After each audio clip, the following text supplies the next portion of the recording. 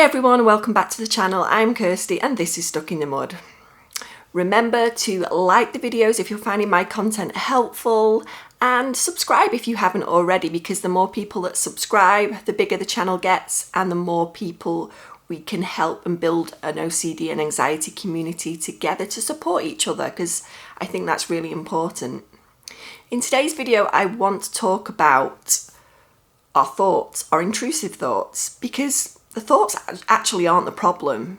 The problem is when our OCD minds get to work and create this narrative, this scary narrative around the thought, because the initial thought really is just a thought. But when we actually get involved with it and we build on it and make it more scary and more complicated, it actually gets so out of hand that it becomes a problem and it gets stuck, and our OCD brains are going to then take over and just build it into something that it's just not. And that is the thing, the thoughts aren't the issue, it's what we actually do with it. Because OCD is very imaginative. It likes to create things that are really scary and against our values and who we are as people. And this is a place I found myself more than I care to remember. You know, I've always found myself in a position where I've got some intrusive thought and it's just gone to town and just completely blown it all out of proportion into a place where I didn't even understand what was real and what wasn't anymore, because OCD knows what's going to hurt you and how to really get you hooked in and involved and, you know, just get your attention and do whatever it says and wants you to do, whether that's to carry out a ritual, to ruminate over it for hours on end, to try and come to some level of certainty that if it's real or not. You know, we're trying to figure everything out and try and work everything out, analyze it to see if we can come to some level of certainty and some conclusion, which never happens with OCD. That it's just always changing the narrative, like coming up with some new information that makes us doubt even more, because OCD is the doubting disease. And the more we involve in it, the bigger it gets, the stronger it gets, and the more hold it has over us. And that's a place none of us want to find ourselves.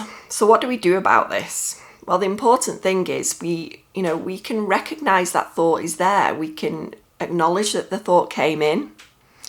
And, you know, we can be aware it's there, you know, give it that nod that, yeah, okay, I've recognized you. I know you've come in today to try and hook me in and try and reel me in and get me doing everything you want, you know, trying to figure everything out. But we're not going to do that. We're just going to acknowledge it's there and we're going to let it be there. And it's a very subtle thing, because letting a thought be there, you know, we're not pushing it away. We're not ignoring it as such. We're just letting it be there without involvement. And when I say we're not ignoring it, because if we were ignoring it, we would be it because we don't want it there, if you can see the difference. But when we just let it be there, you know, we can let it do its thing. You know, it can change, it can morph into something else, you know, because that will be all trying to pull you in, because it's trying to get your attention. But if we just let it do its thing on its own and we don't involve ourselves with it, it will fizzle away and we won't notice it anymore, because it's sending that message to our brain that, you know, this is unimportant. We don't need to kind of concern ourselves with it.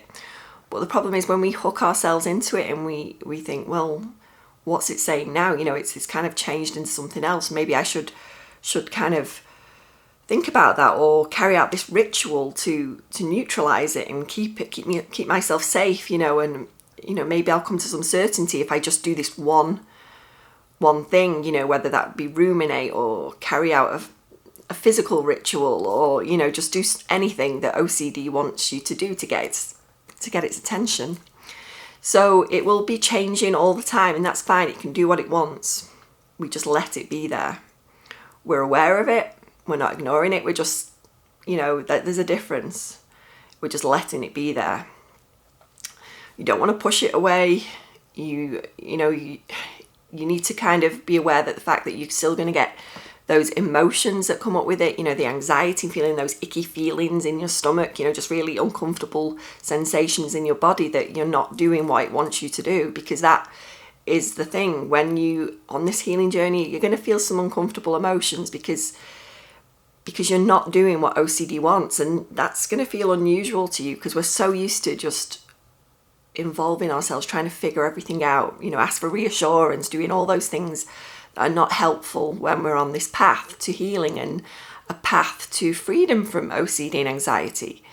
But when we just let it be there, you know, it can do its thing, as long as it wants to hang out, it's fine, we coexist with it and we move forward with our day. That's the difference. You know, that is the big difference. We're not involving ourselves with it. If we do get hooked in, or we just feel the need to do something, that's okay. You know, just be kind to yourself, give yourself that self-compassion, because that is a big part of healing. I found that out much too late in my healing journey. You know, I found that out probably, I'd say, in the last 5 years. That has been a thing that I've really recognized, that I have to be kind to myself. This is a difficult situation. It's not an easy place to find yourself in. It's not your fault that you suffer from this, but we have a duty to do something about it if we want to get better, because that is the key here. We want to have our lives free from OCD and free from the fact that it controls so much of our lives and it's limiting our lives, and that's where we don't deserve to be. So we let it be there. We don't involve ourselves with it. When we feel the need to ask for reassurance, we don't. We sit with that discomfort, that feeling of anxiety that we're not doing as it wants us to do. You know, we're not feeding into the narrative, making it grow bigger. We're just letting it coexist. And it does take some practice. This is not an easy thing, especially when we're so well rehearsed in involving ourselves in it. Like I said, the intrusive thoughts, the content, it doesn't matter what it is. You know, this isn't about the thoughts, it's about what we do with it, because the narratives that OCD likes to spin is completely false and against who we are as people when we suffer from OCD. And it doesn't deserve or warrant our attention because it's all lies. You know, OCD lies big time. It will even give you the thoughts that, well, maybe this isn't OCD. That's the classic one, you know, that it's all lies. It's just all part of OCD's plan to hook you in, to get your attention. So just remember that, you know, just acknowledge it's there. It's OCD, you know, we can be really passive about it. Like, okay, I know you're there. You can hang out, do what you want, change whatever you want to do.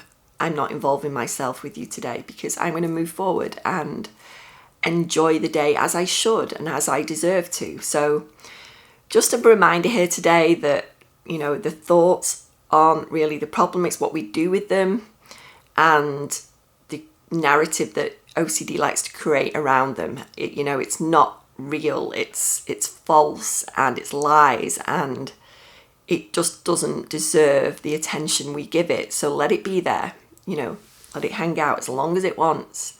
You can do this. I'm really confident in the fact that we're all capable of doing this, but you have to give yourself that kindness and compassion and take it in steps, small steps, day by day, you know, just even if it's just reducing the amount of rituals that you engage in, or the rumination, you know, you set aside a certain amount of time to ruminating, you know, even if we're just taking it in baby steps at first and we're reducing, you know, how much time we give it, but ultimately the goal is to just let them be there.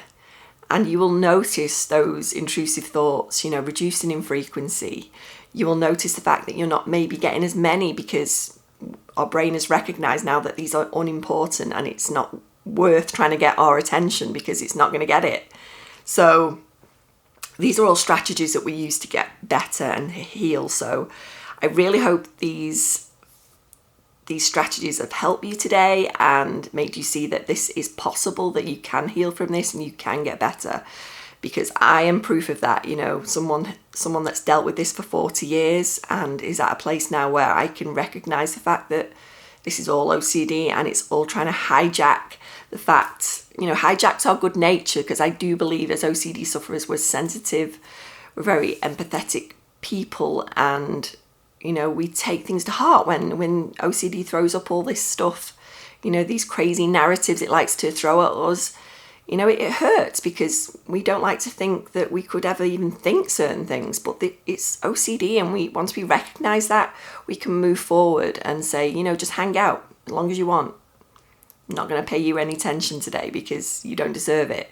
I'm going to move forward and enjoy my day. So I hope you find this helpful, and I will see you in the next video.